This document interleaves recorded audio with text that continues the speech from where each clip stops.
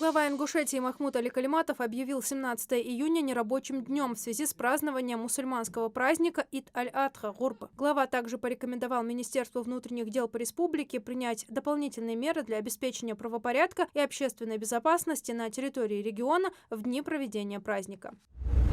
В Санкт-Петербурге подписано соглашение о сотрудничестве между Ингушетией и Государственным университетом управления. Об этом в своем телеграм-канале сообщил глава республики Махмуд Али Калиматов. Это первое подписание соглашения Ингушетии в рамках текущего Петербургского международного экономического форума. Махмуд Али Калиматов назвал его значимым событием, которое является важным шагом для снижения уровня безработицы в республике. Договор предполагает совместное разрабатывание образовательных программ и создание единой информационной среды в сфере науки, образования и экономики.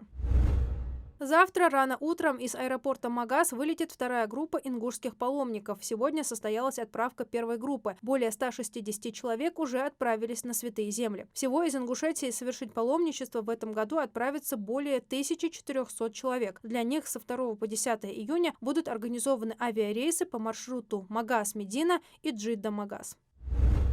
На заседании в четверг депутаты Народного собрания приняли постановление о дате проведения выборов главы Ингушетии. Они состоятся 8 сентября 2024 года, в единый день голосования. Решение было принято единогласно. Главу региона в Ингушетии, как и в ряде других северокавказских республик, избирает парламент из 3 представленных президентом России кандидатур.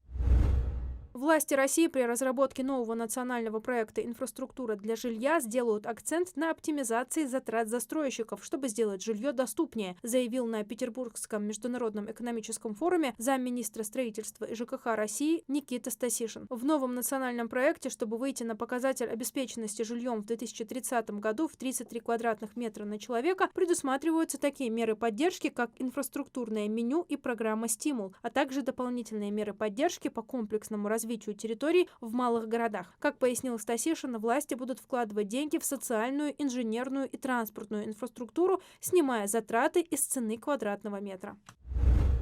В сельском поселении Верхние Ачулуки строится школа на 420 мест. Проект реализуется в рамках нацпроекта образования. Сейчас идут отделочные работы, монтаж пола, дверей, систем безопасности и коммуникаций. Параллельно начато благоустройство территории, подготовка к озеленению, установка освещения и малых архитектурных форм.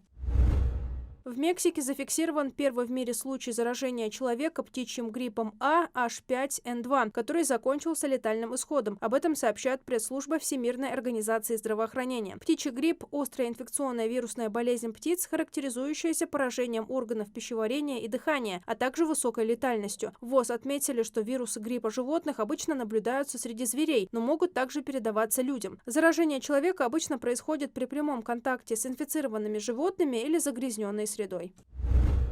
Рост реальной заработной платы в России в марте 2024 года ускорился до 12,9%, сообщает Росстат в докладе о социально-экономическом положении страны. В феврале рост показателя составил 10,8%, в январе – 8,5%. Реальная заработная плата – это средняя начисленная зарплата, скорректированная по уровню инфляции. Всего за 2023 год реальный размер средней зарплаты увеличился на 7,8%. В 2022 году этот показатель составил 0,3%. Среднемесячная заработная плата в номинальном выражении в марте 2024 года увеличилась на 21,6% по сравнению с 2023 годом и составила 87 740 рублей.